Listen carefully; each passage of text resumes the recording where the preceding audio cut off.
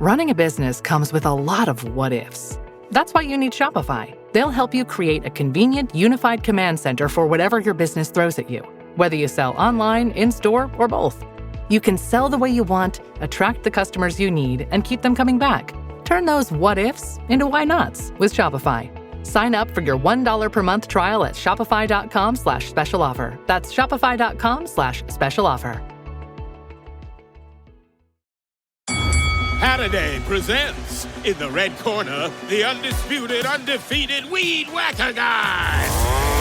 Champion of hurling grass and pollen everywhere. And in the blue corner, the challenger, extra strength Halliday. Eye drops that work all day to prevent the release of histamines that cause itchy allergy eyes. And the winner by knockout is Halliday. Halliday, bring it on.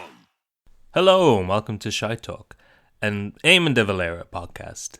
Sorry this episode is late. This one it ended up being way too long.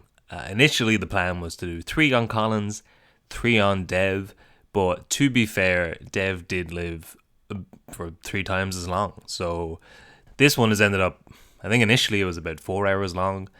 I tried to cut it up and went down too many rabbit holes about World War II. So this episode basically just covers the war period, which means we ended up covering a lot of sensitive topics, I guess. There's a lot of talk about Nazi collusion, Ireland and De Valera's attitude towards Nazi Germany in World War II, separate to the IRA's attitude towards Nazi Germany during World War II.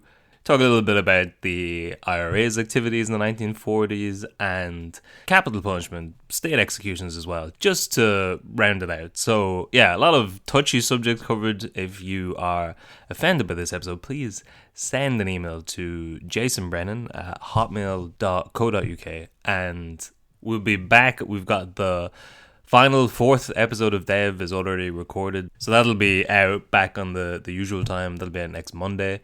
But we're also going to do an extra Head Stuff Plus episode covering some of the more salacious bits. We talk about that at the start of this episode, so you can listen to that there. But ignore all the bits where we talk about what's going to happen in this episode, because it ended up, again, being way longer than we thought it is. But anything we mentioned, that'll be in the second episode, the JFK stuff and President Dev, all that sort of stuff. So here we go. Here's episode 3, Wartime Dev. Also, it was his 50th anniversary last Friday, so this one's for you.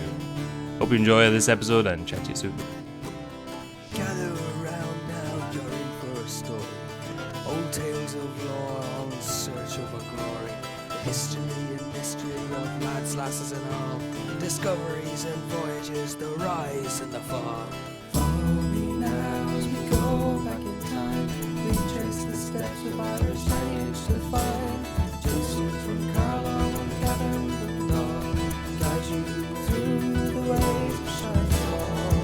Éamon de Valera, an illegitimate child. So, right, we made some big promises in the other episodes, but we've also realized that we need to make a little bit of money, you know? We've lost for maybe 9 months of our life to this.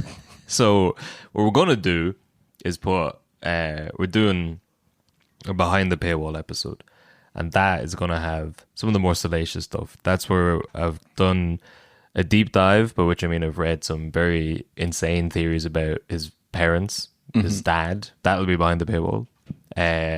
Schrodinger, I know I teed that up in the last episode, but you know what? Fuck it. There's too much to go into in this episode. So Schrodinger, going behind the paywall. Yeah. Because it's a tangent, but it's also very fun. Erwin Schrodinger, the physicist, lived in Ireland for years, lived in Clontarf. And there's a very good reason why you won't see much mention of old Schrodinger around the place these days, but Dev brings him over. That's going behind the paywall. The legacy of Dev, his sons, what they do, selling children, all that sort of stuff. We'll talk about all those big theories afterwards. I'll get all the reports of him playing rugby. Yeah. All the fun ones about him messing up. All that's all going behind the paywall. There's a series of funny interviews they did when he died, where they're asking people what they thought of him. That's going behind Head Stuff Plus. But this episode is mostly covering the bit that no one writes about, even though it's like about half his political career. Most of his biographies are taken up with his early life a little bit, but mostly 1916, the Civil War, rise to power, Fianna Fáil, the 1930s, economic war and stuff like that. Where we finished off the last episode, he's just brought in Bundock na Heron. He's just he's finished all of his goals that he set out to achieve. He's basically got the constitution that he wanted Michael Collins to go get the first time. He's finished off the trade war. They've got, in 1938, new agreements between Dev and Neville Chamberlain. New agreements on finance, trade, defence. He's paid 1/10 of what the British think that we owed at the time. That's done. He's got the treaty ports back. He's ratified his new constitution. He's he's done more than I think. Well, I was going to say more than he probably thought he could have. He's insane. So he probably always thought that he could do this. And to be fair, we're talking about him having done it. But this is kind of the end of most of the biographies and stuff, most of his stuff written about him, just sort of trails off for the last bit. Even though he's president twice, he's Taoiseach a couple of times, he does not as much as he had done beforehand, but he's still around for a lot of things. And that's what we're going to talk about. It's all of like Ireland during World War II, JFK. This is one of the big myths, is like, did he sign Hitler's condolence book? We'll talk about that.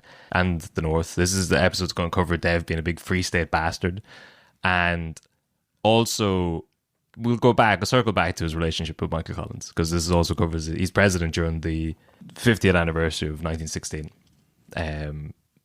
He's not very nice to Collins. But do you want to do it now, or do you want to chronologically? Chronologically, because there's an early part coming up that we'll talk about his attitude towards Collins. So there's loads of stuff in this, but the more salacious stuff where we just really let loose. Okay, yeah. That'll be behind the paywall. I don't think there's anything that needs to be recapped from the other episodes. Did we ever use the quote? Because maybe I deleted it out of it, or maybe we said it 10 times, but Lloyd George's quote about Dev negotiating with De Valera is like trying to pick up mercury with a fork. Yeah. And Dev says, why don't you just use a spoon? I don't know if we actually said that, but that's one of the famous quotes that's attributed to him. But he's lived up to that. He's gone through his negotiation period. He leveraged the country through the economic war of the 1930s to get what he wanted. And now he's got his constitution, set up a new name for the country. No longer the Irish Free State.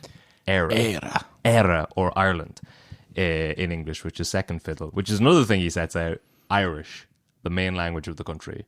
No longer will be using terms like, it's Uachtaráin, Taoiseach, Taoiseach. No longer will be saying stuff like president. Irish is now the main language of the country. It doesn't really reflect in the day-to-day of the country, but now it's in the constitution. He's also gotten, the special position for the Catholic Church with a lot of help from some friends. That's written in there.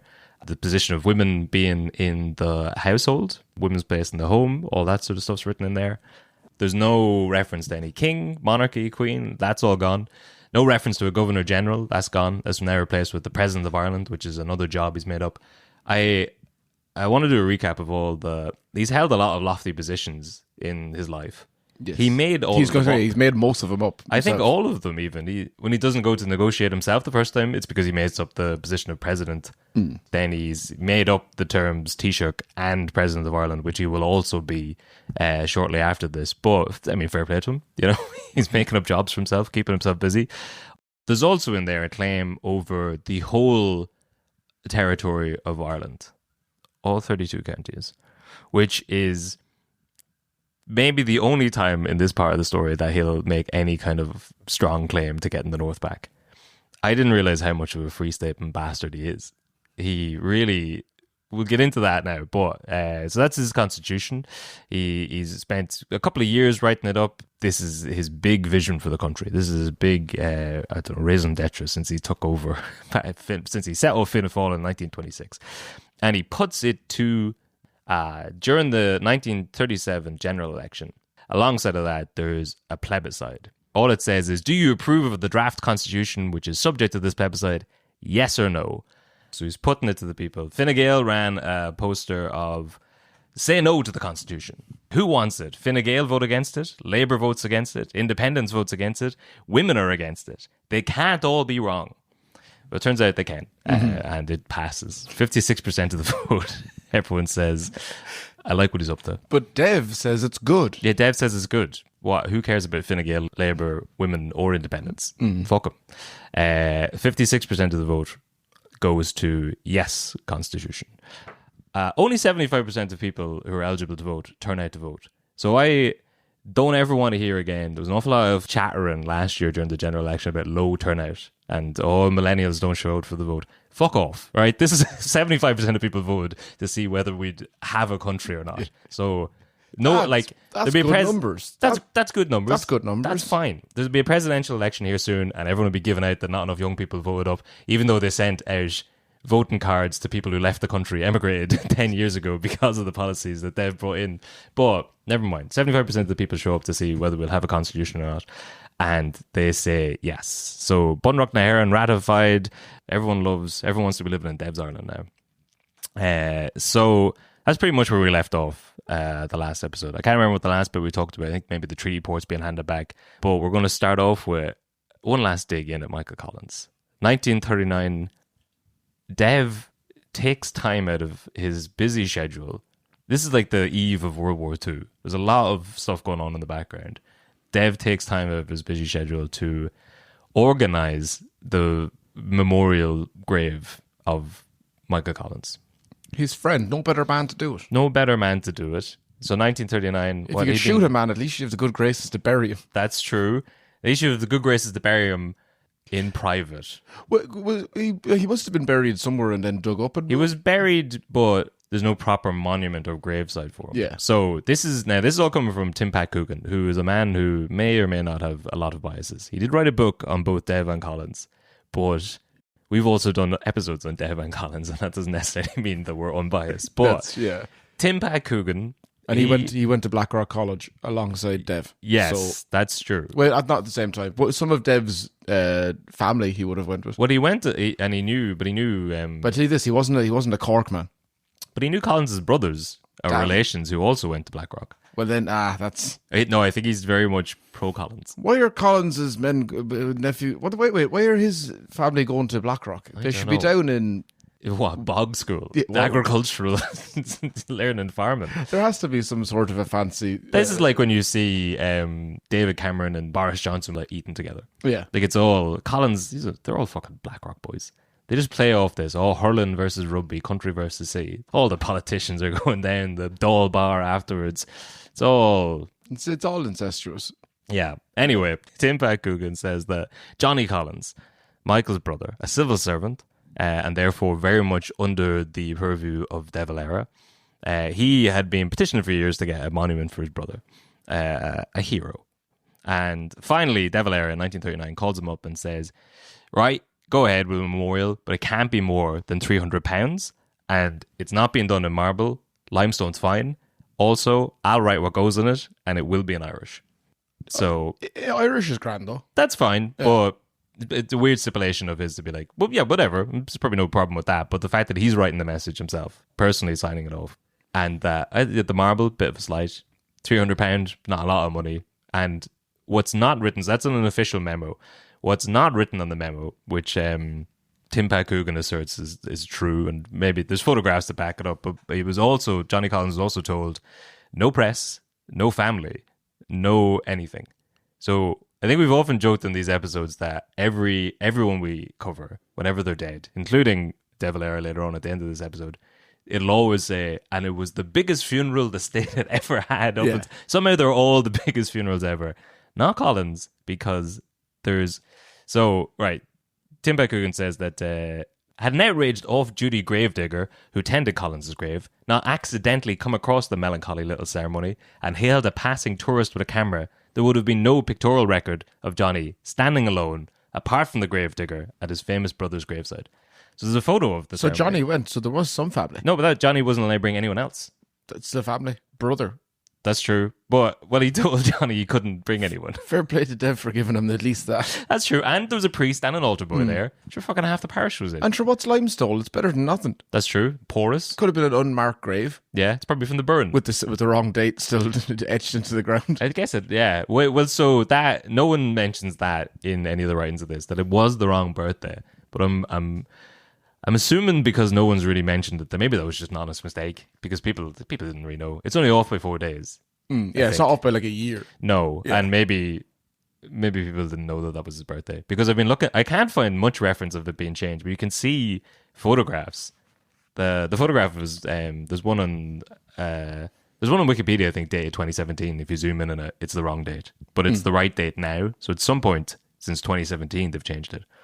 I wonder, did Dev just think that was his birthday? I think people probably just thought that was his like birthday. At some point he showed up locked to a meeting and they were like, Collins, what's it? He's like, well, that was my birthday yesterday. Yeah. And Dev's He like, pulled that okay. one a couple of times. Yeah. Okay, yeah. But there's not much to made out about that. But Tim Coogan does go in hard on, like, Dev seems to have stipulated no ceremony, no press, no public, only Johnny at a graveside. Yeah. And other than, this gravedigger is walking around, grabs a camera from tourists. You can see the photograph of Johnny standing by the Why grave does himself. a gravedigger have a camera? No, he grabbed the tourist with a camera. Oh, okay. Yeah, so just complete happenstance. Jesus. And pretty mean, petty from Dev. Also, it's like it's literally, when is it? 31st of July, 1939. So he's other stuff to be at. Yeah. Like, it's one of the most critical political times in the world. And he's like, I need to take care of something. Well, He's personally signing. It's a good time to brush something under the rug. When the world is about to go to war. That's He's true. like, It "Now really let me get. Actually, you know what? The perfect time to get. makes you get your priorities right. He's like, God, it could all go away so quickly. I need to settle something before. Johnny, I know you've been on to me for about 40 years now by burying your brother. Let's do it. Me, you, a priest, and no one else. What was his birthday? Fuck it, I don't know. Put something down. It would, but it would lead weight to the theory that he was trying to write him out of history. Yeah, and we'll have a little bit more about that during because Dev's around for the 50th anniversary of 1916, and Tim Pat Coogan has more spurious claims to make. But heading into World War II, he's settled his hash with Collins. He's got his constitution done. I feel like he's a bit aimless now. He doesn't really know what to do. So he decides to just go fully into being a free state bastard. Something to be at. Something to do, yeah. Keep yourself busy, because if you retire, that'll be the end of you. You always see people slip away. Yeah. As soon as they retire, they get awful old very quickly. But Dev, he keeps sharp. Pick up a hobby. Yeah, fucking with the IRA. So you want to see how quickly you could do a heel turn and pull up the ladder behind him. But so Dev had legalized the IRA in 1932 again. So I guess Cosgrove had made them illegal. Dev brought them back, released a lot of them from jail, let them run loose around the country. Then he outlawed them in 1936. He said he was doing too much shooting. So this is going to be a bit of a tangent about Sean Russell, who is a very, very controversial figure that we might do an episode on at some point. But Sean, he's head of the IRA during the period we're going to be talking about. But in 1935, he apparently had a talk with Dev. He met with Dev about legitimizing the IRA, bringing them sort of back out of the cold. There was a conversation about the IRA will lay down their weapons. Sean Russell told Dev, we'll lay them down for 5 years. That'll give you 5 years from 1935, give you until 1940 to get a republic, or else we're back. Dev said, no one's going to put me in a corner. And no deal was made. So Sean Russell kind of bounces around. I mean, again, he'll need his own full episode because he's a very interesting character. But basically, I don't hate that idea though. What? That you're like, we will put down our guns, but for 5 years, because if we put them, if you put them down and give you back our guns, and you don't go do anything, and you are a snake man. Yes, that seems fair. That is fair, and he is very much a like snake it's an man. amnesty for a 5 year period that's grand. And Dev says no. So Sean Russell, I think maybe he's campaigning for money in America, but I don't know. He's an interesting figure. He gets kicked out of the IRA in 1937 for misappropriating funds, which is just funny to think that they're like the IRA is having sort of meetings about like petty cash or whatever. But massive return to form, gets kicked out in 1937, 1938, brought back in and made leader. So there's division in the IRA, as there is at all times with the IRA all through the 20th century, but they bring him back in as leader because he's got some very interesting ideas about getting the North back by bombing Britain, which people seem to like at the time, or at least some of them do. Some people come back into the IRA because of these new ideas. Some people leave the IRA because they don't want to start a bombing campaign of civilians in England. But from 1938 on, Sean Russell is chief of staff, head of the IRA. So it's what's known as the S plan or the sabotage plan. Has a bit of trouble getting off the ground because during World War II, the Northern Irish government, in December 1938, basically, they bring in special powers that lets them just arrest and put into internment anyone suspected of being an IRA activist. So that kind of puts a bit of a slowdown in the north part of the country. But in the same month, and this is, I don't know, do you follow much of the sovereign citizen stuff? I don't know, just with the paddy hat, I thought you might be like, I'm a citizen of the land. You can't be held by Irish courts. I'm sure they use this sort of stuff, but basically, we talked about it in maybe the first episode, I guess, but 1921, there's elections, there's the Dáil of 1918, and then the second Dáil of 1921, and that Dáil ends with the Treaty that Collins brings back. So there's people who are elected in that second Dáil who don't recognize anything after that because they don't recognize the treaty, and they think that anyone who's taken the oath has automatically disqualified themselves from being in the government. So that's 1921, and in 1938, there's some of them are still alive, and they, in their own heads, think that they are the legitimate government of Ireland, because in their minds, anything after the treaty doesn't exist. Yes, yeah. So they're referred to as the second Dáil. But they are just like anything, all the Devs treaties, all that sort of stuff. None of that matters because it was illegitimate, because we're still the real government. So there's definitely people today that still feel... Probably, yeah. There's definitely people who are like, oh, actually all laws, everything, the Constitution, everything is all built on a lie because the second Dáil was never properly dissolved. So they, as a bunch of these sort of lunatics, basically hand over the legitimacy. So in their minds, they're the government. They hand over the running of the government to the IRA, Sean Russell and the boys. They signed that over to them in December of 1938. So through some logic, Sean Russell is now the head of Ireland. If you are insane. But it's given them some sort of legitimacy. So he sees himself as the president of, and the one true leader of, the 32 County Republic. And as such, on the 12th of January, 1939... So the lineal Taoiseach of Ireland. Yeah. But you have to beat the man to... Like, the lineal boxing championship. Like, doesn't matter if they strip you, whatever else. If you haven't beaten the guy who had the belt, doesn't count. That guy still has it. It passes. Well... So the lineal championship, the lineal Taoiseach of the country... We'll circle back to that because I've got another one for Dev's possible kill list in a couple of seconds. And spoilers, it's Sean Russell. So Dev might buy he might have the rights to claim it after killing Russell, but as one of his first big acts, he's now the president of he's could be the second Dáil is bestowed onto him, true governance of Ireland, the true leader of the 32 Republic. 12th of January 1939, he sends an ultimatum to the British Foreign Secretary, Lord Halifax, declaring war on the British from the government of the Irish Republic. So they sent them a big letter saying, I have the honour to inform you that the government of the Irish Republic, having as its first duty towards its people the establishment and maintenance of peace and order here, demand the withdrawal of all British armed forces stationed in Ireland.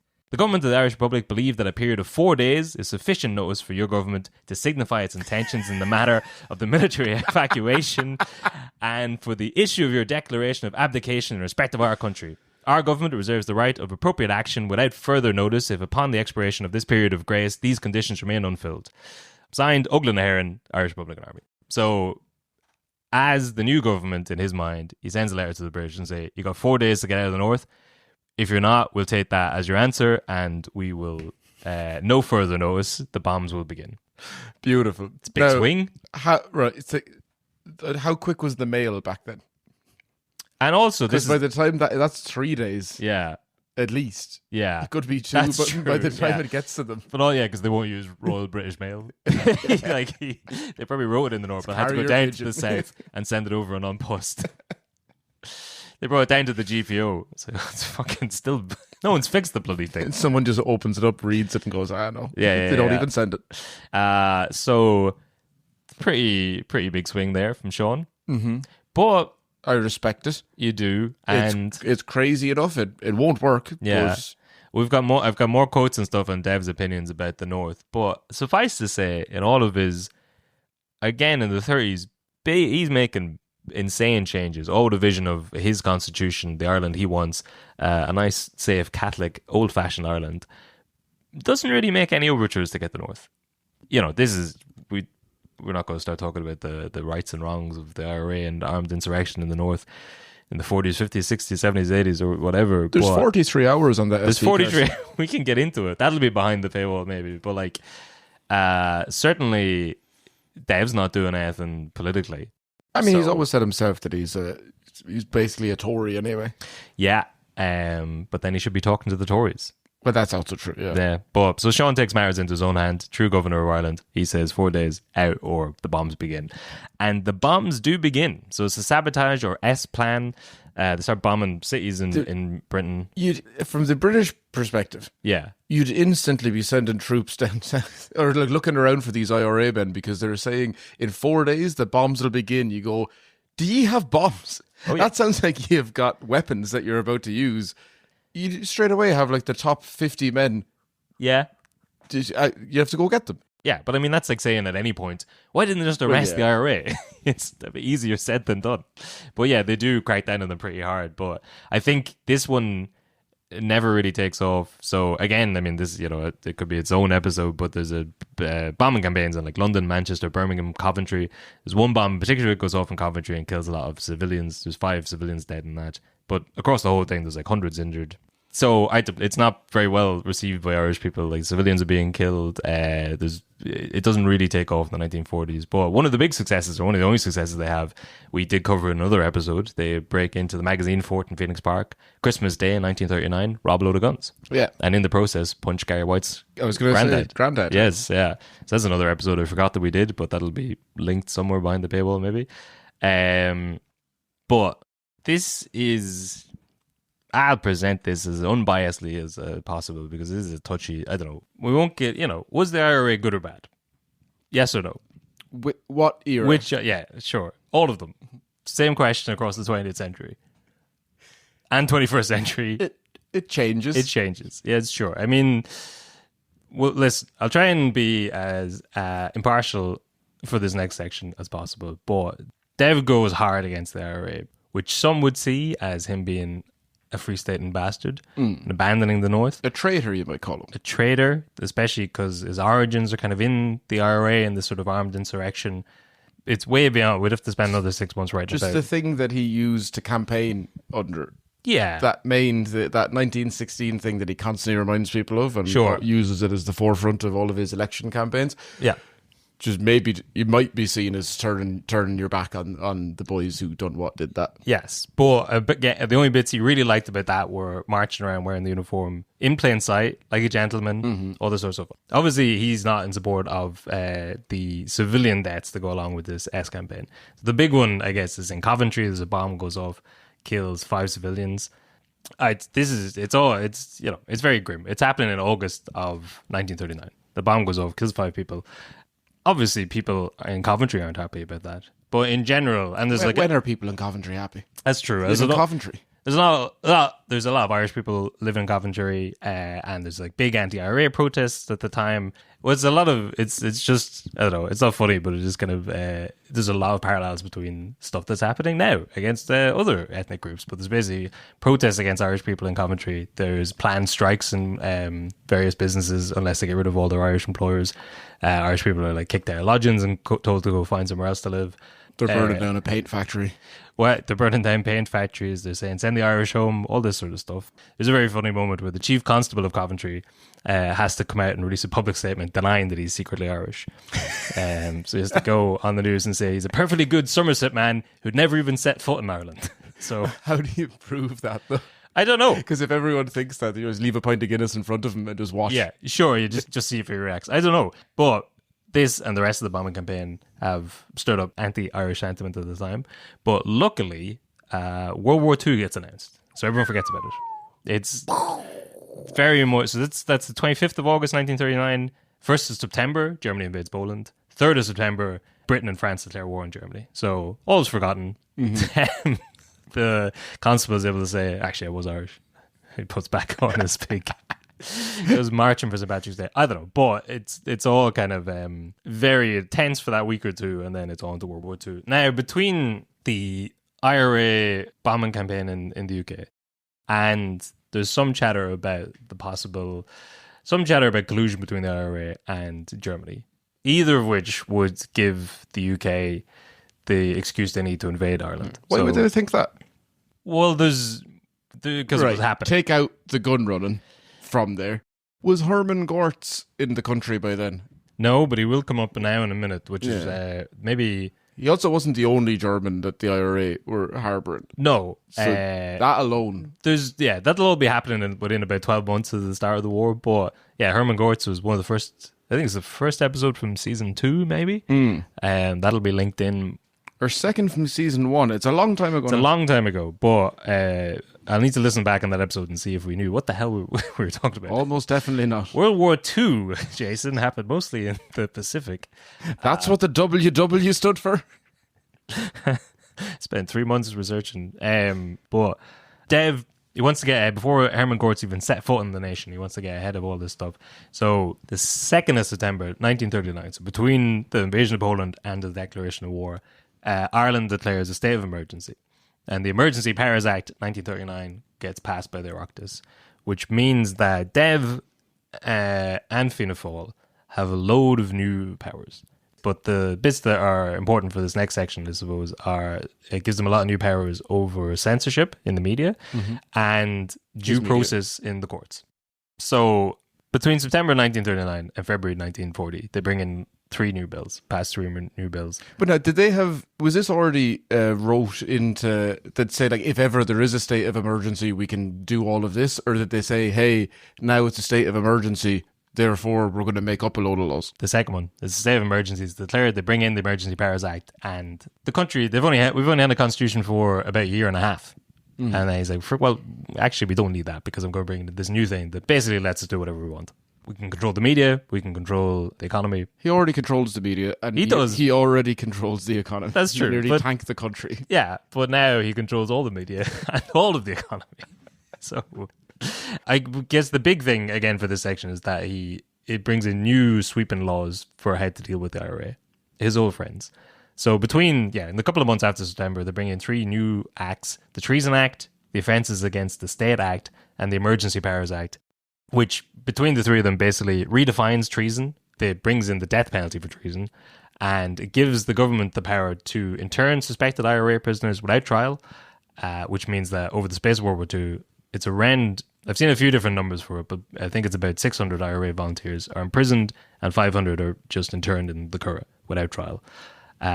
2 IRA members were also left die on hunger strike, which we'll talk about now in a minute, and at least 6 were executed by the Irish state. So very similar to what Costello and Tom O'Higgins had done in the 1920s against the IRA that Dev would have been more associated with. Again, Dev is he's not really the military man. He doesn't like guerrilla warfare. He certainly does not like this bombing campaign of the 1940s. But this is still the same sort of type of people that he would have come up with. And a lot of the people we're going to talk about in this section are literally the same. There's still old commanders from 1916 and the 1920s who are still around. But Dev cracking down hard against the IRA in, you would say, the same fashion that led to Tom O'Higgins getting assassinated. But a big difference this time is not a lot of it's reported in the media because luckily they've sort of had him and Frank Aiken aren't putting that in the news. But again, it would have been word on the street is... Yeah, and sure. No more than nowadays. Because those lads who used to be around are now dead. Yeah. People in the Curragh would know. Yeah. They would tell people. They're all snitches. That's true. But also, you'd imagine, like, World War II is happening, and every time you open the newspaper, it just says everything's fine. And it's only 2 pages long. But it's not happening here, Kev. Ballyrush and Gorton. You turn on the radio, it's just static. But every once in a while, it just says, don't turn on your lights after 7 o'clock. It's just static if people go, Jesus, what did we ever do out the wireless?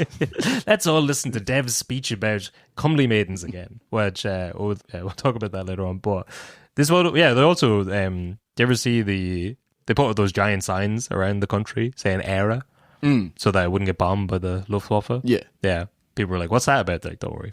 It doesn't matter. But we were known by then as, because Hitler would have been over just before. Because when we played them in the soccer. And did he come over for that?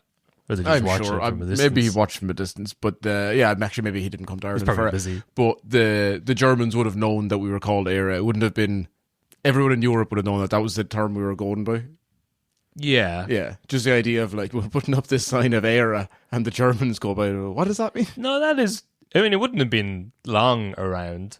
It would have only been around officially for like a year or two. That is it's a risky move. I would put up era also Ireland. Ireland. Yeah. Just in case you haven't got the memo in the last, because again, Germany's busy at that time. They might. That's been training up for war. Yeah, that's true. I just do both. Yeah. Although to save on time, a lot less letters in era. That's true. Save on rocks. Anyway, early 1940. So they brought in all these new laws to deal with the IRA in those first couple of months. And February 1940, there's a hunger strike in Mountjoy.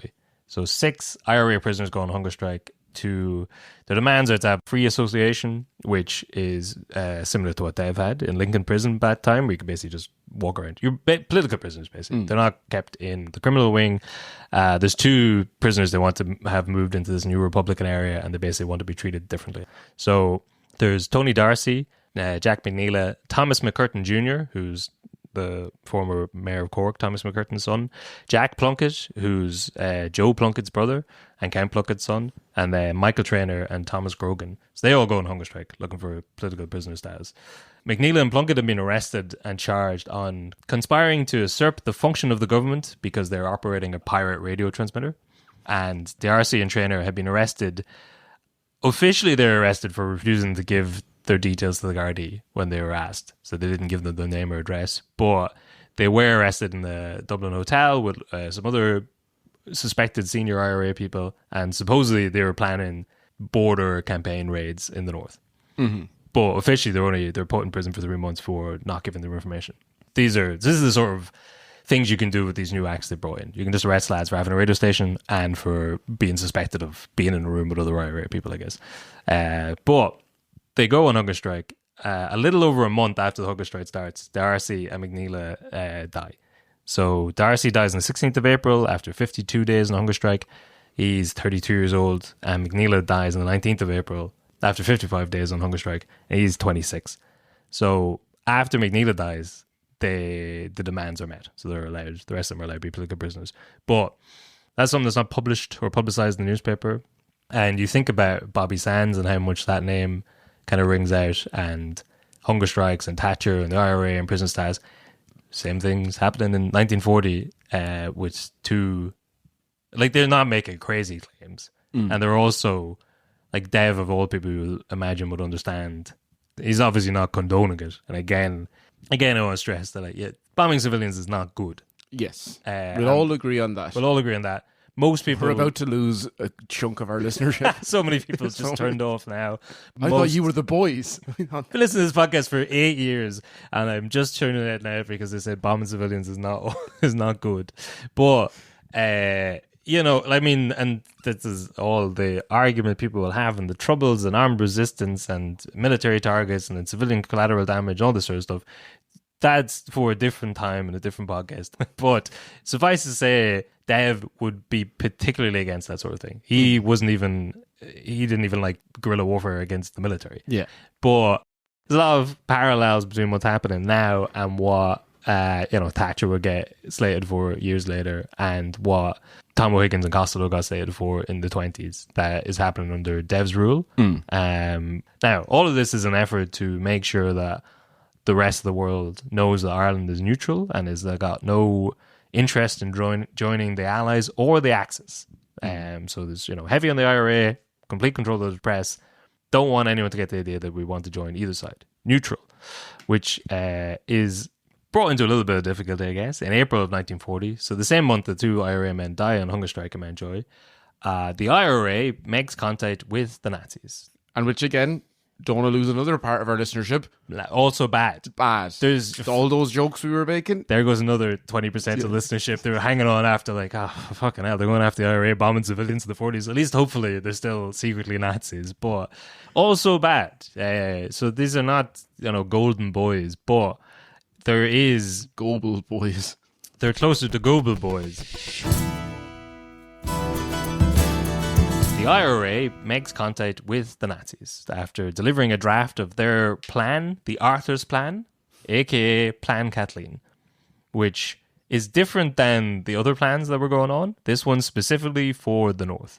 So at this point, ostensibly the chief of staff of the IRA is Sean Russell, but he is over in America at this point raising money to try and make his way to Nazi Germany. I believe that operation is called Operation Dove, aka Operation Pigeon, which is pretty funny. They always name their plan something with like a little hint as to what it's going to be. Yeah. Yeah, like the one to invade Ireland was Operation Green. But like, who's that for? Like, if they did successfully invade Ireland and afterwards they're like, oh, fuck, Operation Green. That's very clever. It's a password. It's a hint for yourself. Yeah, but like, what did we call that again? Do you need help with this plan? It's green. Ireland. But there's such an esoteric, right? Like Operation Dove, I guess they're flying someone in. But like, why even have a hint at what it's going to be? Doves are white. It could have been a plan to surrender. Yeah, Operation Kathleen. I mean, it's not very obvious, but if the Kathleen Clark, just any Kathleen. But if you've got like all the most autistic minds in Britain at the time in Bletchley Park trying to crack codes, like why give them a little hint? But also, you would think that it's so on the nose, it's so obvious that they'd look past that. You can't see the wood for the trees. Maybe. At least the British plans were just like Operation W. That was the one to invade Ireland if we did get taken over by the Germans. But Operation Kathleen's, this one, so Sean Russell is still chief of staff of the IRA, but he is out of the country. So Stephen Hayes is in charge. He's acting IRA chief of staff. He greenlights this, gets it over to Germany, where it's shown to your old friend, Hermann Gortz. Hey. So he gives the plan a little scan over before he heads over to Ireland. And he's meant to go over to, again, that's all covered in that episode, but he's going over to Ireland to see what's the crack. Is the IRA as big as they say they are? Have they got any sort of control of the country? Do they have guns? Do they know what they're at? He soon finds out. Not at all. Not at all. Even before he leaves, so he gets this plan, he gets the draft of the plan to look over before he heads off, and it's not good. It basically says, we can help you. I guess there've been, chat back and forth saying, like, we got this secret plan. We can help you to take over the country. And then when they read the plan, it's like, well, if you send over 50,000 troops, we will be there as well. We'll add in another 1,000. Yeah, we've got almost 1,000 somewhere hidden around the country. They do need guns supplied for them. Yeah, we will need to swing past the Kurds, break them out of prison on the way there. But after that, 1,000 men, 1,000 of the best, we will go down. It's not a great plan. Hermann Gortz says, the plan was therefore completely useless. It nearly broke my heart since it came from the IRA chief of staff. So they've let old Hermann down. But the contact has been made anyway. There is a back and forth with the IRA and the German command about possibly invading Ireland. In July of that year, of 1940, the IRA leadership releases a kind of open letter basically inviting the Germans over. It says that should German forces land in Ireland, they will land as friends and liberators of the Irish people. The public was assured that Germany desired neither territory nor economic penetration in Ireland, but that it should only play its part in the reconstruction of a free and progressive Europe. They also praised the Third Reich as an energizing force of European politics and a guardian of national freedom. They are a guardian of national freedom. Just the nation. Just not international. No, just everyone else's freedom, not so much. But so not great. There's better looks. It doesn't look fantastic. But a month after that, August 1940, there's a raid. During that raid, Patrick McGrath, Thomas Hart, and I think Tom Hunt is arrested at that point, or maybe he's arrested afterwards. But basically, high-ranking IRA people are arrested. During the arrest, there is a shootout with the police, the guards who are arresting them, and Detective Sergeant Patrick McCone and Detective Guard Richard Hyland are shot dead. And then there's another guard, Garda Michael Brady, is also wounded. So basically, they go in to arrest them to break up this meeting. There's a shooter with the Gardaí. 2 guards are dead, 1 more injured, and these 3 lads are arrested. Supposedly, this meeting was about Plan Kathleen. I don't know, was that true, or was it trumped up to justify what came afterwards? But supposedly, that's what their meeting was. So McGrath is an interesting character who, he was old stock IRA Republican, same as Dev. He was involved in the Easter Rising. He was around during the 1920s. He'd stuck with the IRA, though. He'd stuck with the sort of military angle. He was arrested in October of the previous year.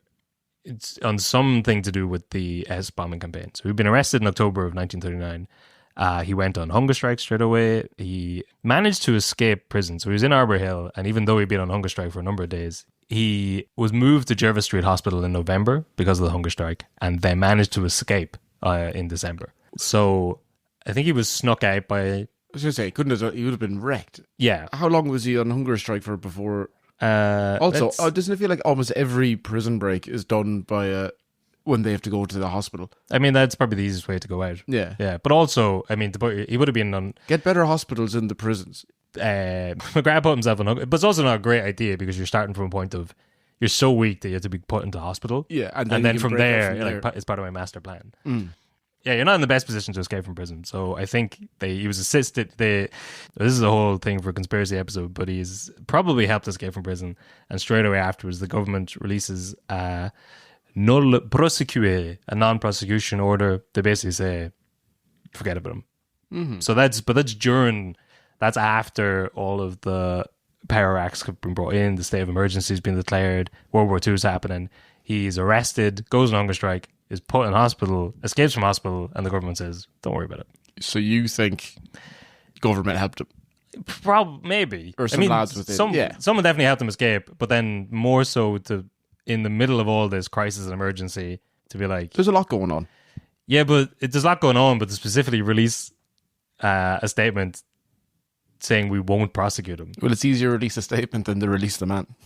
That's true, but to release the man, and it's easier just to do nothing, but then to specifically also go out of your way to be like, we won't prosecute him. It's a little suspicious. Luckily, they don't make the same mistake twice, so when he's arrested a couple of months later, this time they decide to execute him. So he's the first, so Patrick McGrath, Thomas Hart, and Tom Hunt are all tried and sentenced to death within the space of about a month. The day of the execution, Tom Hunt, they dropped the death charge and he's just sent to the Curragh instead. Okay. But the other two are sentenced to death and executed. So this is where the censorship angle comes out again. In September, there's a notice in the Irish Times that says, following the rejection of the Supreme Court of the appeal on behalf of Patrick McGrath and Thomas Hart, the government has fixed Friday, September 6th, for the carrying out of sentences of death imposed by the military court. So that's the only bit of news that's in the paper. It doesn't say what they're charged for. It doesn't say that they're in the IRA. It doesn't give any details. It just says they're being executed. So McGrath and Hart become the first two members of the IRA executed since the Civil War, and the first under Dev's Fianna Fáil government. So they were going to execute another 6 after this. But for this one, news gets out. And the Lord Mayor of Dublin at the time was a woman called Kathleen Clark. No relation to Operation Kathleen. Tom Clark's wife. And she, more so than Dev, I would imagine, she has a lot of sympathy for these IRA men. Yeah, and she also wouldn't be a big fan of Dev by now anyway. No, they've had a bit of a divide over the whole selling out women's rights and all that sort of stuff. I think this is the breaking point for her. I think she leaves Fianna Fáil after this, but she appeals to the Minister of Justice, who's Gerard Boland at the time, who's Harry Boland's brother. So also a former IRA man himself. And they all would have come from the same stock of like 1916, the Civil War. They would understand, if not condone, the military wing. And Patrick McGrath, they would have known him from back in those days. But later in her memoir, she would say, it seemed to me that in executing men like McGrath, the government was carrying out the old British policy of killing or exterminating in one way or another all the best of our people, which is a nice sentiment. He did shoot a guard who was breaking up a meeting where they were probably talking about helping the Nazis invade the country.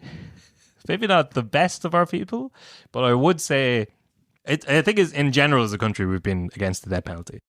Yes. I think the last person executed is in the 50s. This is the last kind of period of execution. It doesn't get outlawed until the 90s, but I don't think anyone had been executed for about 30 years at that point. But in general, like, it's not a thing that really happens here. No. So for it to be brought back specifically for executing IRA men. But also, they didn't know what the Nazis were doing. People would have known.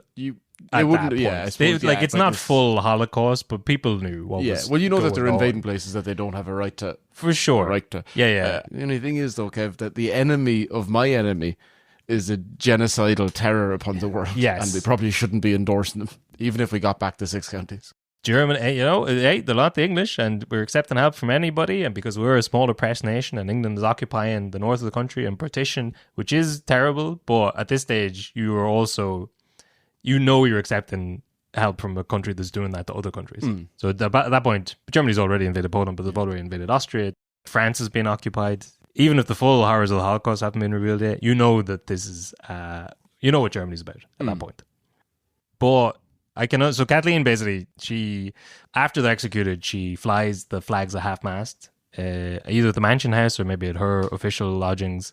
But Dev doesn't like that. I think she closes all the curtains and makes a big display of them being executed.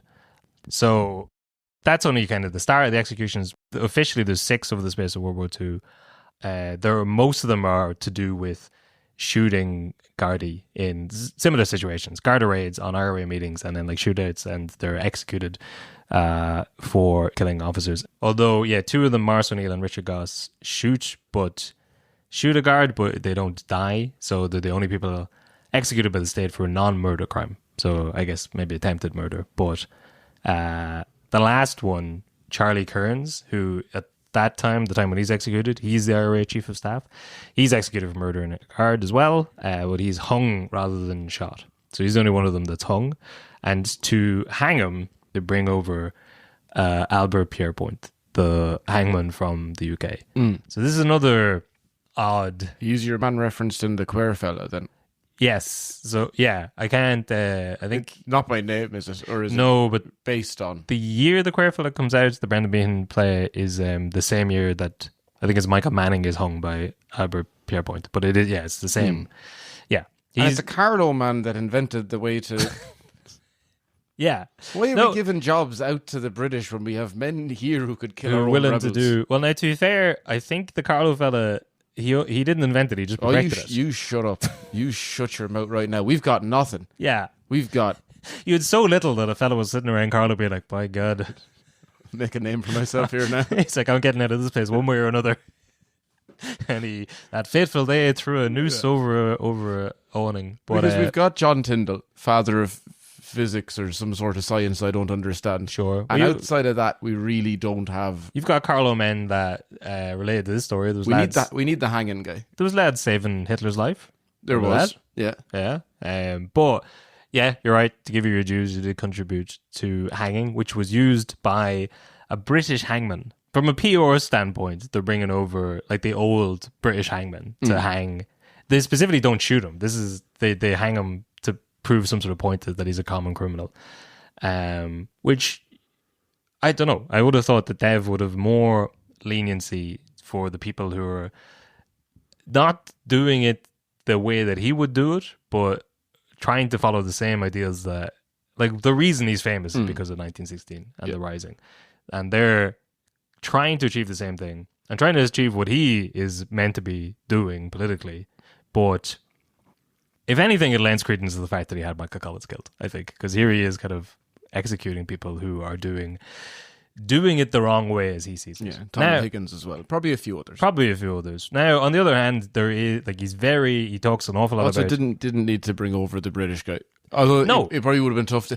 that is weird to be like, why does he have to bring over... Why couldn't it be an Irishman to have killed him? Well, that probably wouldn't have been great either. No, but apparently they did have someone shadowing him, because it's like a trade. It's like tuning pianos. Because it's hard to hang people, I guess.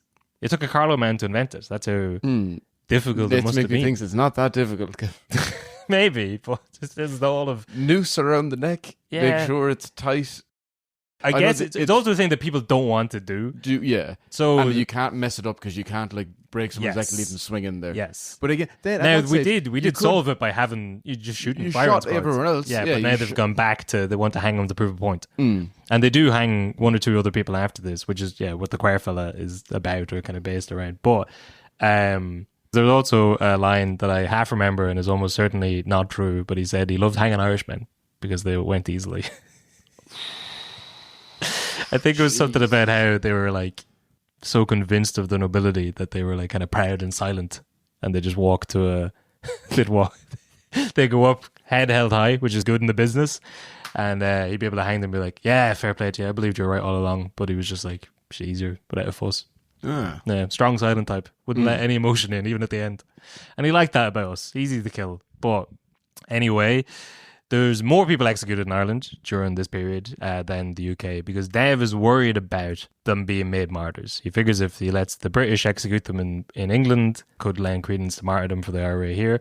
So he comes up with an easy solution of getting the British hangman to come over and hang them in Ireland. No one could have any objection to that. But he's worried about them making martyrs. So he's looking for ways to discredit the IRA. And this is another bit that doesn't get brought into the public for a long time afterwards. But in 1940, there was a memo sent. So as part of the negotiations, and Ireland is neutral on the face of it, and it's neutral presented to the world, but in reality, there's quite a lot of assistance going on behind the scenes, and there's the kind of Cold War red phone line between the USSR and America. It's a similar thing going on between Dublin and London at the time, and there's cooperation being given to MI5. And at some point, a memo is sent about Sean Russell. So this is going back to Sean Russell, the self-acclaimed king of the country at the time, saying, "It is believed that some 10 or 12 years ago, he was in Soviet pay as an agitator. If there's any information which could be available to show that this was the case, or that at the present time he is in receipt of pay from foreign sources, it would be of the greatest possible assistance to the Dublin authorities in dealing with him, since it would practically eliminate the risk of him being treated as a patriotic martyr." So the Dublin government, the Irish government, is looking for proof that Sean Russell, they want to discredit him as a communist. So if he does get executed, they can say, well, he's a dirty red. Yeah, because now is the time where it's finally switched and they don't like communists. The worm has turned. We again covered all that in the Russian Crown Jewels episode. But David also sent, I think Sean Russell had gone to Russia to get guns, and he come back and reported to Sean Lamass, who is, Dev's, I don't know what you say, protege, but he comes to the Taoiseach of Ireland pretty soon after this. Also shot his brother. Not enough said about that. But I don't know, if Dev's I have it on a good source that he was over in Russia for quite a while, because it's me. I sent him there. But obviously I can't say that. So if you have any info about him being on the take, send that over. But so there's an awful lot of, so he's looking for proof that Sean Russell's on the take from the Soviets. But there's more evidence that he's very much in league with Hitler's Germany. So they are, he brought his kindly offer to Dev in 1935. Let's work together, get something going. Dev rejects him. He obviously isn't going to get any help from the British. Americans don't want much to do with him. Heads over to the friendly nation of Nazi Germany.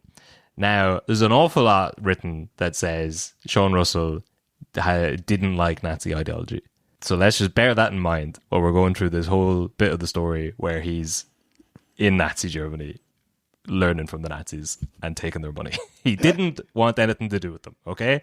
And the fact that there's still a statue of him in Fairview Park. But it probably would be possible to not like Nazi ideology, yes, but learn things from them. That's true. Just nothing to do with their ideology. No, just the bomb stuff, I guess. You want the weapons from bad people. Sure. But God, it made me sound a little bit like a Nazi. Well, I don't like their ideology. Yeah. I just want their weapons. He's to have a go at the Spire. Yeah. He's over in by August 1940, he's over in Nazi Germany getting some pointers. And this is where we get into maybe another one for Dev's list, but he's on the way back, and this kind of muddies. We don't get to know what Sean Russell really thought of the Nazis, because very unfortunate, on his way back from Nazi Germany in a German Nazi submarine on its way to Ireland, he had a stomach illness and died. Was buried at sea, supposedly wrapped in a swastika, and dropped off the coast of Galway. But little convenient. Why wouldn't they just bring the body back? What do you mean? For a state burial? Why didn't the Nazis who were trying to sneak into the country in 1940 give Dev a ring and be like, we got one of your boys here. No harm, no foul. He said that does make more sense. His last words were, please let them know I don't want anything to do with Nazi ideology. Feels like they've done him dirty there. Yeah, yeah, but at some point you got to be like, you don't want to what was he eating? What was it? Well, sort of what stomach illness? It's a very... Cyanide? Yeah, I don't know. I mean, this is another, Dev's in chats with MI5, sort of secret spy collusions going on. Here comes Sean Russell on a Nazi submarine back with intel to try and, keep the bombing campaign going in England. And he just mysteriously dies on a submarine and is buried at sea. Release the tapes. Osama bin Laden? I want to see the video. There's a sick Osama bin Laden reference. Remember when they shot him? We were all thinking it. Yeah, they buried him at sea out of respect. Was it an Irish guy that did that? I wish to God it was. I looked so... Irish American? Yeah, but what's his name? I spent a long time trying to find, because I'd heard at the time he was Irish American, and he's insane. He have you seen any of his stuff on Twitter? No. Yeah. I don't know. I remember there was one, and there was a bunch of like young lads in a car, and they were like, "We're voting for Kamala," or maybe it was, "We're voting for Biden," or something. And he just retweeted the picture. It was like, "You boys don't know what you're talking about. Back in the day, you would have been my concubines." What the fuck? The fuck are you talking about? He's like insane, and I think it's also against like SEAL Team 6 protocol. You're not meant to. It's meant to be like a team effort. It's meant to be a bit secret. He went to a press junket and was like, "I was the one who pulled the trigger and shot him right between the eyes."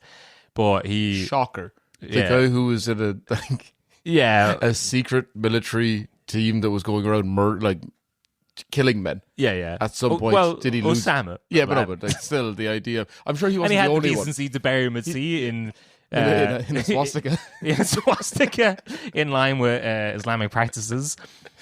Stuart Lee is a very funny bit about that. But I wish that guy was Irish, because I spent a lot of time reading stuff about him. He is probably Irish American, but he has a podcast. He's the only Irish American who doesn't mention Ireland at all. He's not like, he's interviewed on. He can't be real. Then there's no way they'd allow him to have the podcast. Or what do you mean? No one allows people to have podcast. He's just talking. No, but you can't be a member of like SEAL Team 6 or one of these covert operations and then be just allowed to go talk about it. The government would stop it. Well, what government? What do you think Trump's going to tell him to stop talking about? Before then, the Clintons at some point, I don't know. Yeah, maybe he's a liar, but maybe he's just a or else he's telling the truth man. And he's so insane that they're like, give him enough rope to hang himself. But back to the 1940s, Russell dies. I mean, who has a stomach illness? It's a bit suspicious. Dies, buried at sea. In 1951, they put up that statue of him in Fairview Park, which every once in a while someone will throw paint at or do something, but it's still there. Yeah, which is interesting. Again, he had no truck with Nazi ideology. He was just on the submarine so that he could bomb the British. They were giving him a lift home. Submarine invented by an Irishman. Yeah, exactly. He's probably telling them that on the trip home. But that kind of ends. The campaign doesn't go much further than that. I think it only lasts about a year. But this whole period, I suppose, is Dev. This is his first kind of betrayal is a strong word, but it goes against the IRA. I wouldn't say betray because I don't know, does he owe them anything? But this is, again, they are trying to, through military means, take control of their part of the country back from the British, which is exactly what Dev did in 1916. And Dev has not helped them. And then when they went and did it, all right, put them in jail, we'll see out the war, blah, blah, blah, to push for execution and to collude with the British to help them be rounded up and to hide and obfuscate this stuff in the national press. Pretty dodgy. That's yeah. Add it to the list. But all of this is in aid, I guess, of Irish neutrality. This is what, anytime he does something a bit dodgy in the next period, anytime he complains about anything or like tries to hold Ireland back or anything like that, he'll always say it's in aid of Irish neutrality. Yeah. And if people say neutrality for the whole country, he'll say, shut up. Do you want to go to prison? I've got Pierre Point on speed dial. But anytime these people, someone's gone against their own, like in Irish history, usually there is a reason for it. Say it's like Collins he didn't want to shoot the rebels. But if the British are like, well, we're giving you all of this stuff, we could take it back. Yeah, I mean, it is again. There's another echo of like he's just gotten all these deals. He's sorted the economic war. He's got his treaty, and now almost straight away they're like, well, a little quid pro quo. What if you do a little something for us, such as help round up the IRA? Maybe you can have the ports. But he's already got the ports at this point. You can keep the ports. You can keep them. Well, all of this is in aid of making Ireland look neutral. He's trying to keep. To be fair, they do put a lot of effort into making Ireland look very unattractive for the Axis and the Allied powers. He doesn't want to invite any sort of notion that Germany can use it as a jumping point into Britain. So he's really trying to put the image out in the media that it's not for taking. But heading in then to one of the big lies, I guess, about Dev, one of the big misconceptions, is that Churchill offered him everything and he turned it down. And he fucked over the North, which he did, but not necessarily at this point. Yeah. So the Churchill thing is like a drunken phone call. Exactly. That you might... Several drunken phone calls. It's a you up kind of message. Almost literally, yeah, because after Pearl Harbor, there's a couple of overtures between the two of them, but after Pearl Harbor, 12:30, 8 of December 1941, he sends a telegram. Now's your chance, now or never. A nation once again. I'm very ready to meet you at any time. That is as close as you get to like you up. A nation once again. Mm-hmm. So the big thing, so this does happen. So Churchill's back, World War II, he's a wartime leader. He does make overtures to Ireland he does claim that he'll set in motion the end of partition if Ireland joins the war on the side of the Allies, lets them use the treaty ports, full military, get the Irish army, conscription, all that sort of stuff. Like the good old days of World War I. Let's get the team back together. But Dev doesn't go for it. Because, to be fair, there's nothing behind it. It is basically, like Churchill is just saying these things. Saying, it's a promise, but it's not in writing. Well, you'd have the telegram, I guess, but... Yeah. But also, I mean... but the idea of Churchill is this, like, hard line, very strict, like, wartime leader that just like, he wouldn't bow or break for anyone until he has about, like, 4 whiskeys in him. Yeah, and which was like, what about fucking... any day after 4 o'clock. Yeah. Yeah. I'd like to see how many times he sent telegrams like that to other people. That's true. And just went back on, He's a great man for PR as well. Yeah. Well, so he talks some shit about Dev at the end of this, but during this period, he is, but there's nothing concrete. But he's painted as like a Sun Tzu type figure. That people, like, there's all of these idiots around the world now, but like, that's what you should be. Winston Churchill. He's a real man. BBC's #1 greatest person of all time. Actually, I don't know if that's true. I don't remember. We're going to do that greatest BBC list at some point. He's definitely in the top 10. I think he is #1. It's him. You trace it back. He's probably sent a telegram to Hitler, being like, right, but just Scotland, right? Just have Scotland. If you could take Birmingham, we could do a deal. But yeah, there's nothing in concrete. There's no outline. It's just a vague promise to like work towards ending partition. But Dev, even if there was a treaty, Dev doesn't trust trees. He knows that you can just ignore them. It's what he's been doing for 20 years. But so this is where I was going to say a lot of people. This is where I've gotten my opinions about Dev and his attitude towards the North. In February 1939, he goes on record in front of the Dáil, in front of the Senate, saying that he would not sacrifice that right for United Ireland. Although freedom for a part of this island is not the freedom we want, this freedom for a portion of it is something that I would not sacrifice, if by sacrificing it, we were to get United Ireland. So he's got his Republic of Ireland. Yeah. He's not going to sacrifice that for the potential of a whole Ireland. Yeah, I mean, that's where the opinion would probably divide. Yeah. That you go, like, do you want to give up what is, like, just what we have now? Yeah. As a republic? Yeah. But also, there's no guarantee the Churchill would have given us anything.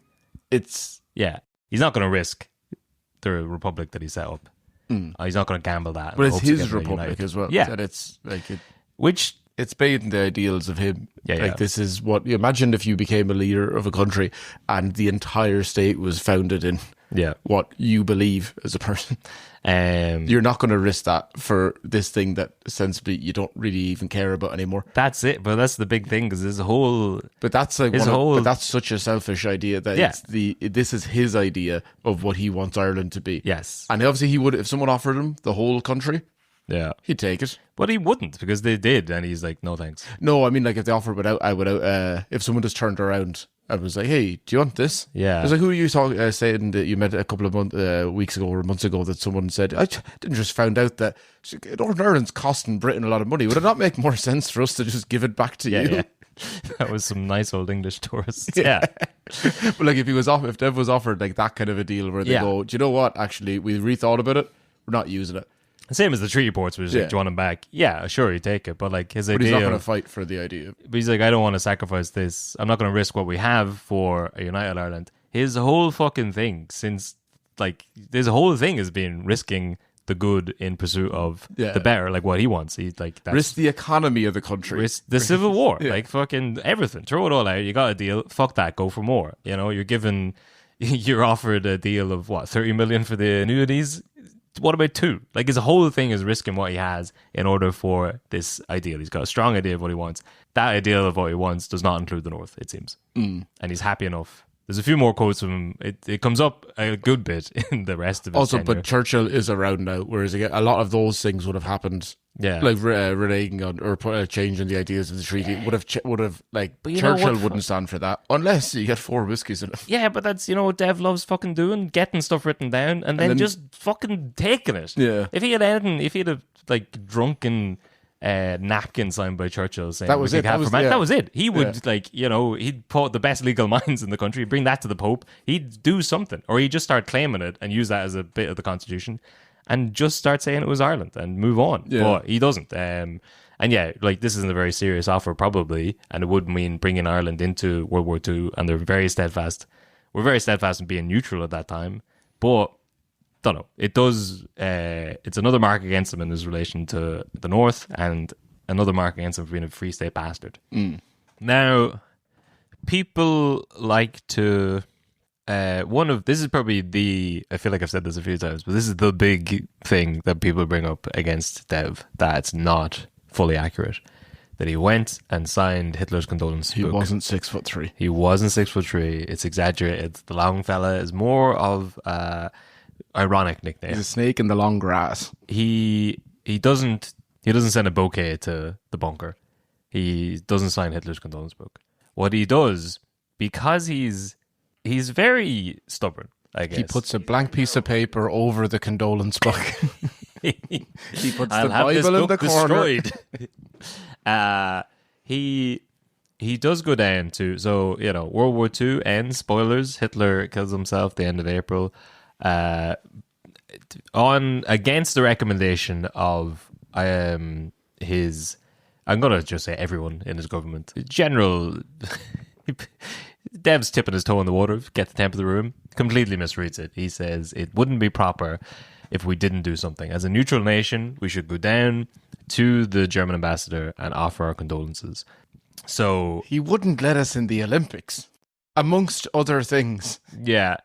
How could you, Dev? So they went down. So he wanted to he went down to Dr. Hempel, who was the German minister, to express his condolences at, I suppose...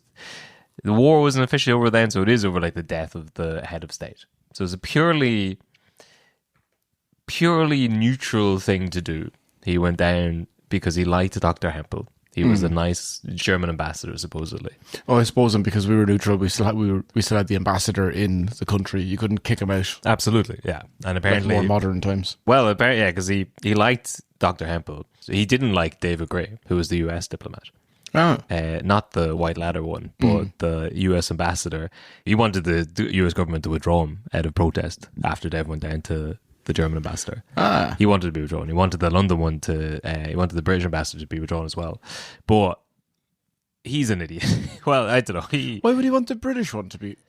Out of protest. Oh, sorry, the British. He wants out of the British. Yeah, I thought you meant the American embassy in Britain. He's like, no, there's actually there are 2 separate countries. They've kind of been fighting about. That's where a lot of this stems from. Send him home out of London, but there's also there's another report around from the 3rd of May. It doesn't get printed in Irish papers because of Frank Aiken's censorship, but there's a story that the Irish embassy in Lisbon in Portugal flew a swastika at half-mast when Hitler died. But they were sharing a building with the German embassy, and they obviously flew the flag at half-mast. So it was like the same block, or they were the same whatever, and someone saw that flag at half-mast and was like, that's the Irish. But hold on. And they ignored the fact that it had said German embassy on the side. What? Were Portugal on that side? Portugal were neutral. They were neutral as well. I always heard it was just Ireland and Switzerland. No, there's a lot of Spain as well was neutral. Although fascist, they're fascist neutral. Portugal, the revolution, fascist leaning. Well, yeah, sorry, fascist. They're Franco, but Axis leaning. But out of the same as we were neutral, but Allied leaning. We'll talk about in a minute. But so the story is, it was not placed there by an Irish diplomat. The flag. The Irish occupied the ground floor. The headquarters of German intelligence for the Iberian Peninsula was situated on the floor above. So they, not the Irish, had hung out the swastika in sympathy. bit suspicious that the Irish were underneath the head of the German intelligence for the Iberian Peninsula. But, you know, cheap rent maybe at the time. Put them all in the one building. You can't have your own separate consulates. Yeah. So David Gray, the US diplomat in 1940. David Gray's White Ladder, best-selling album in the country to this day. Will never be because no one buys CDs anymore. Yeah, but he did not like Dev. In 1940, he wrote back to US President Franklin Roosevelt at the time. I think he's also related to Roosevelt through marriage or something, but he wrote back to Roosevelt saying that Dev is probably the most adroit politician in Europe, and he honestly believes that all he does is good for the country. He has the qualities of martyr, fanatic, and Machiavelli. No one can outwit him, frighten him, or brandish him. So big praise, but also he hates him. Did you say adroit or android? Well, he did also say Machiavelli. Apparently, he got big into Machiavelli during his time in prison. The Prince. Yeah, but David Gray, he asks the U.S. embassy he asks the U.S. government to withdraw him at a protest, but he would have known. So Ireland is secretly helping the Allied side. We've talked, that's it's not that secret. It wouldn't be secret to him as the ambassador, but again, a lot of the front that Dev is putting out to the world is neutrality, neutral, all this sort of stuff. But he would have known. Any of the lads who would have crash landed in Ireland. Exactly. They would have been, why are they all in internment camps? Yeah, or British internment camps. Their heavy crackdown on the IRA, which again, I guess is being kept out of the papers a little bit, but, Kathleen Clark knows, people know about it, and surely the ambassador knows about it as well. But there's another account from Viscount Cranbourne, who is supposedly was very anti-Irish Dominion secretary, British secretary for the Dominions. Didn't like the Irish, but even he said in February 1945, the Irish government have been willing to accord us any facilities which would not be regarded as overtly prejudicing their attitude to neutrality. So allowing planes to fly over the country, transmission of coast watching and meteorological reports, staff talks between British and Irish officers to facilitate cooperation in the event of a German invasion, facilitating free movement between Ireland and Britain for those wishing to serve in the British Army, or establishing radar stations for use against German submarines. Then, as you say, you got some high profile, like Herman Gortz, he lands in the country, he's arrested. You've got Maureen Flavin Sweeney, who just died only recently. Do you remember that story? She was a 21-year-old weather operator, or postmistress and weather operator. She was out checking the weather one fateful day, got some meteorological reports that said it's fierce blowy. She sends that over to the British, and they delay a little thing called the D-Day landings. Oh. So they delayed it by 24 hours because of a report from her. So it was meant to be C-Day. That's like the most maybe famous example. She only died recently, but there's information being passed through. It's not public knowledge, but it would probably be knowledge to the ambassador. He would know where Dev's leanings were, but after he goes down to the embassy, he's like, he's a Nazi. Pull me out of here, make a big stink. Dev wrote to his close friend Robert Brennan, no relation, Irish envoy in Washington, that he noted that my call on the German minister on the announcement of Hitler's death was played up to the utmost. I expected this. I could have had a diplomatic illness, but, as you know, I would scorn that sort of thing. So long as we retained our diplomatic relations with Germany, to have failed to call upon the German representative would have been an act of unpardonable discourtesy to the German nation and to Dr. Hempel himself. During the whole of the war, Dr. Hempel's conduct was irreproachable. He was always friendly and invariably correct. In marked contrast with Gray, I certainly was not going to add to his humiliation in the air of defeat. So, when people say he went down to sign Hitler's condolence books, they're wrong. But they're also not a million miles off. Yeah. He is very stubborn and very naive. Naive is probably the best thing you could say about him. But I think he liked Dr. Hempel, and when he says in marked contrast with Gray there, he's talking about David Gray, the US diplomat. I think he wouldn't add to his humiliation in this era of defeat. Yeah, he's taking it as a personal, it's like a one-to-one, not the fact that he's he's representing the entire. He's also the Minister for External. He's basically Minister for Foreign Affairs is maybe the modern equivalent, but he's the Minister for External Affairs, because he loves giving himself jobs that he's made up. If he was just some citizen, he's like strictly, purely by code of conduct, I should go down, shake his hand, say job well done. It's fucking World War II, Dev. It's the fucking Nazis. He's always been sound Take a to day me. off. When you get him in a group of other Nazis, he's not the best. But he's not like a Nazi. Come on, maybe he's a German ambassador and he's part of the Nazi party. But come on now, fella. He didn't want to embarrass him. Bad enough Hitler killed himself. Didn't want to pile onto him. Send him home rough day. Tail between his legs. Yeah, come on now. He's got enough on his plate. So 0 for 2. Yeah.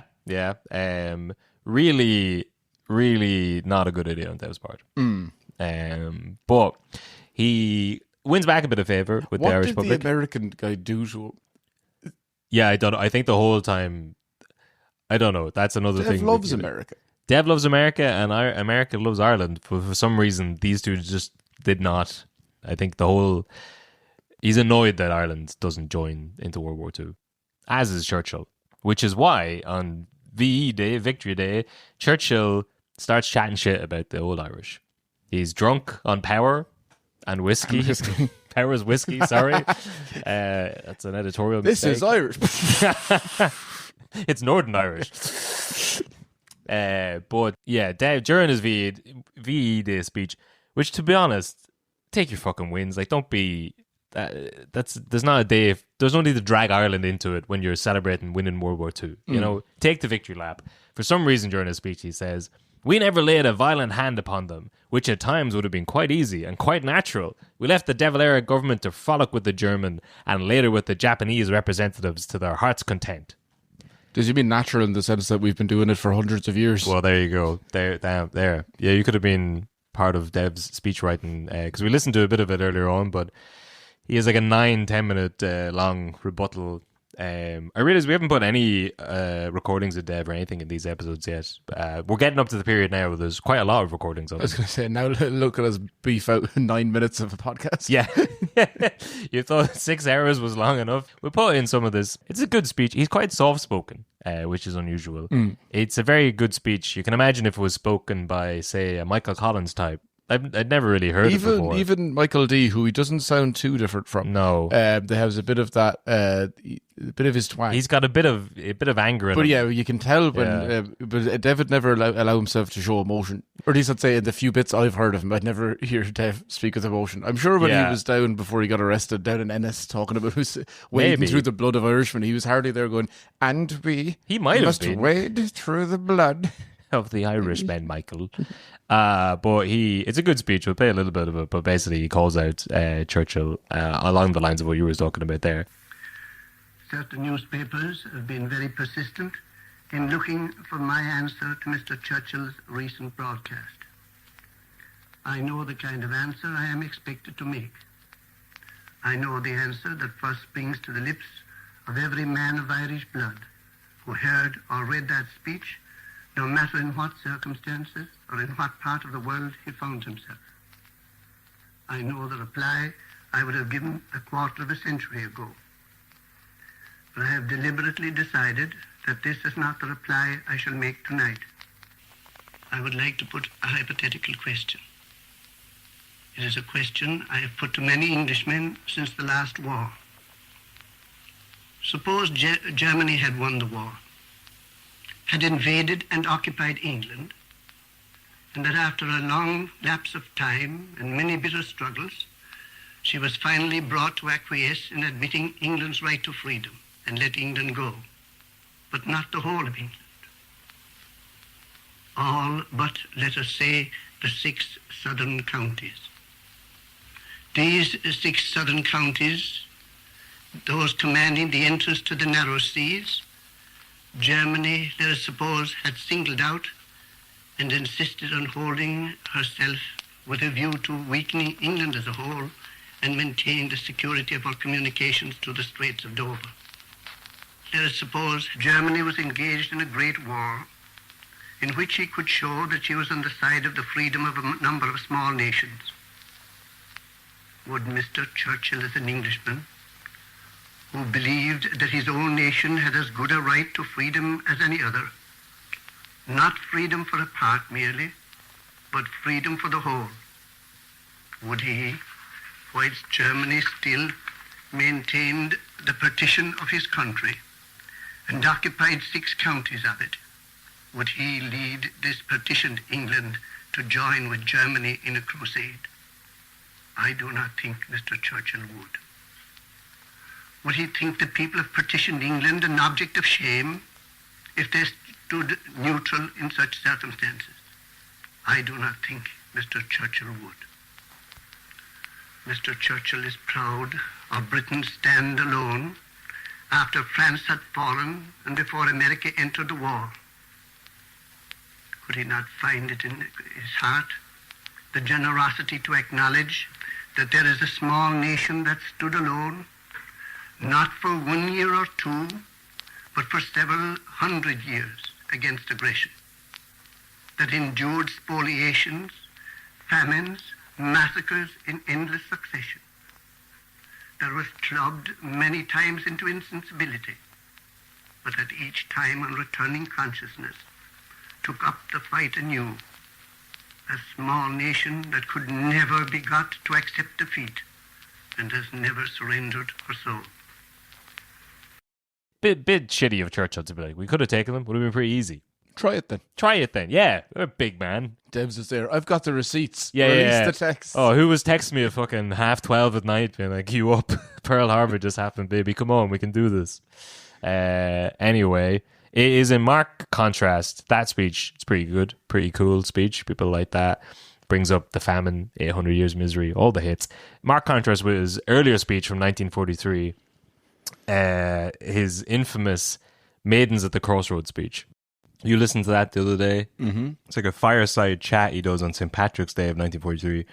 I think it's the 50th anniversary of the Gaelic League or some anniversary, and he gives this fireside chat, which is made fun of a lot in decades to come. It kind of represents Dev's old-fashioned view of Ireland, or what he wants for the country. So this is, shortly after he's got his Bundock na hÉireann, he's achieved his big dreams, and now we get to see like what he thinks living in Ireland should look like. Mm-hmm. And it is very... He doesn't actually say comely lasses at the crossroads, but that is a good way of summing up what he's talking about. Yeah. Because it's just like, he just wants everyone to live in a frugal cottage. He wants a wicker chair for every man. Yes, yeah. A sod of turf for the fire. Yeah. Or electricity. Yeah. What? The tool of the devil. All you need is a Bible and a candle. It kind of also sheds a new light on his sort of economic war of the 30s. He doesn't seem to care much about money at all. It kind of makes more sense for a man now. who came back from America, missing half of the donations. Sure, but it kind of makes sense as to his cavalier attitude of like tanking the economy in the 30s. He'd be happy enough if we were all living back in 20 to a cottage. Yeah. Back in rural times, we were more... He wants to live a very frugal... He wants to be a monk, basically, and he wants the rest of the country to act accordingly. But one quote from it is, he says, Ireland would be the home of a people who valued material wealth only as a basis of right living, of a people who are satisfied with frugal comfort.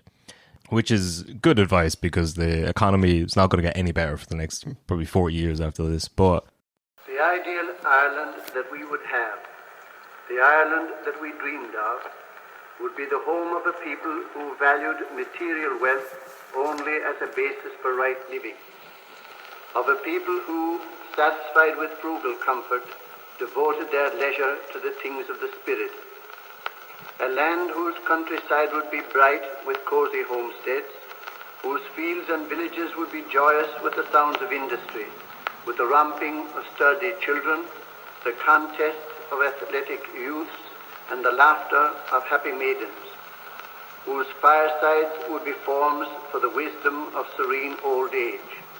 The home, in short, of a people living the life that God desires that men should live.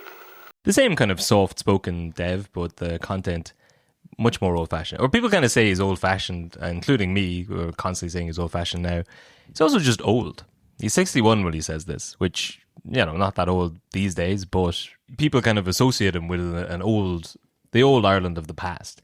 That's because he's from the old Ireland of the past. He's from the 1800s. He's from the 1800s. He's literally tied into... He's the 1916 guy. At this point, it's 1943. I'm not born then. No. Leading a battalion. Yeah. Like, the reason why he's famous is because of stuff he did in 1916. He's definitely, at this point, over the hill. But still in politics for the next 30 years. So let's get into the rest of his tenure, post-World War II.